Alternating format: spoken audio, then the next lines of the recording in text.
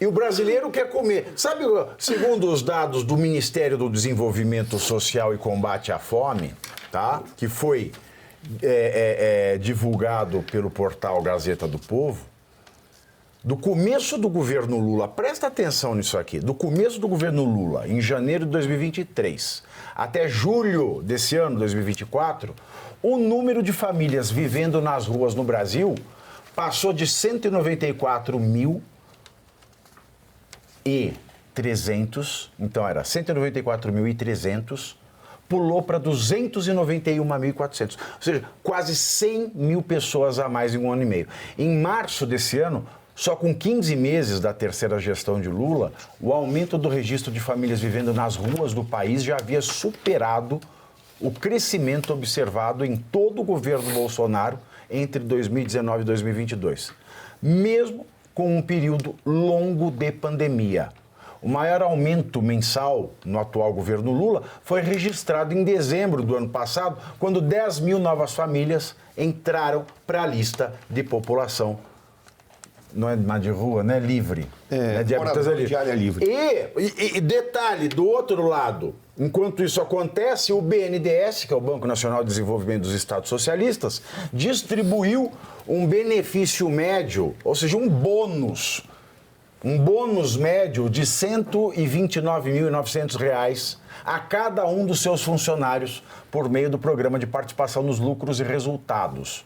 O valor é referente ao desempenho de 2023 e representa uma alta de 33,1% em relação a 2022. Essa é a maior bonificação média entre as declaradas pelas empresas públicas ligada ao Ministério da Gestão e Inovação. Aí você veja, Luiz Antônio, o Banco Nacional de Desenvolvimento Econômico e Social.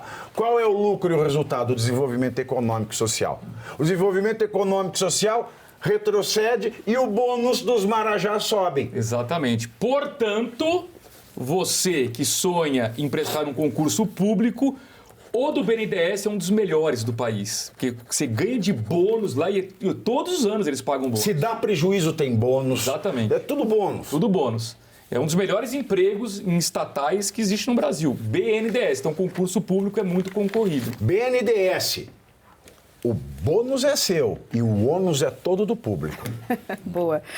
Isso entra em contradição com essas tours que a Janja e o Lula vêm fazendo, né? Essa semana o Lula disse para o Bill Gates que tinha tirado sei lá quantos milhões da fome e tal. Então é uma informação que choca diretamente com o que ele disse lá fora, ou seja, o Lula mentiu.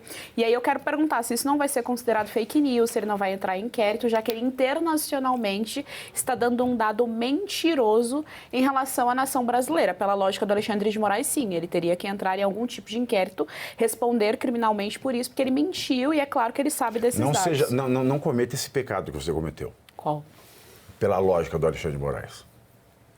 Lembre-se que Santo Agostinho dizia que Deus, ele tem uma grandeza que não foi feita para ser entendida pelo cérebro deste mundo, nem olhada pelos olhos desse mundo, nem ouvida pelos ouvidos desse mundo. Nicolau de Cusa, mais tarde, no começo do Renascimento, 1400 anos depois, o sacerdote Nicolau de Cusa disse que Deus não tem lógica e a lógica pode ser a ilógica porque Deus tudo pode.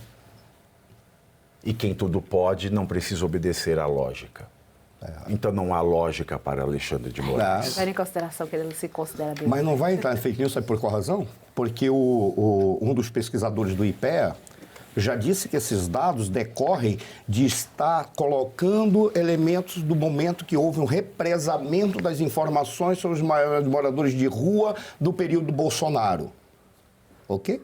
Então, a culpa é do Bolsonaro. Então, certamente vão dizer, não, mas isso é uma consequência atrasada de um represamento que não foi colocado nos dados estatísticos. Aí daqui a pouco, quando a gente viu aqui, por exemplo, 3 bilhões, caiu para 200, que a Beth falaram, e o Banco Central falou que são 3 bilhões. Por que existe conta, a gente pode confiar no Banco Central? Porque quem está lá é o Roberto Campos Neto. Mas você consegue imaginar quando o Gabriel Postman, Márcio Galípolo, o Gabriel Galípolo for presidente do Banco Central, todas as informações vão dizer a culpa vem do Bolsonaro. Você vai ter dados suficientes no IBGE, no IPE, no Banco Central, tudo para justificar os erros que estão acontecendo agora. Lembrando que o IBGE também está com problema de gestão gravíssimo lá. Não, e outra, como é que o PT vai falar isso se ele passou a pandemia inteira falando fique em casa? Não, e não adianta falar que a culpa é do governo Bolsonaro. Pelo contrário, a culpa é de uma economia estagnada que nós estamos vivendo agora a partir do governo Lula, que fez um retrocesso, dando um cavalo de pau, por assim dizer, em todas as medidas econômicas que o ministro Paulo Guedes havia tomado com sucesso no governo anterior. Hoje nós estamos fazendo exatamente o contrário. Estamos numa economia de remendos que só se justifica em tempos de guerra, como seria, por exemplo, o caso da pandemia. E no governo anterior, mesmo com pandemia, nós tivemos uma condução da economia que permitiu avanços no Brasil. Hoje nós temos uma condução da economia que esta questão dos moradores de rua é uma consequência, é um sintoma de uma doença gravíssima que é a condução da economia hoje no Brasil.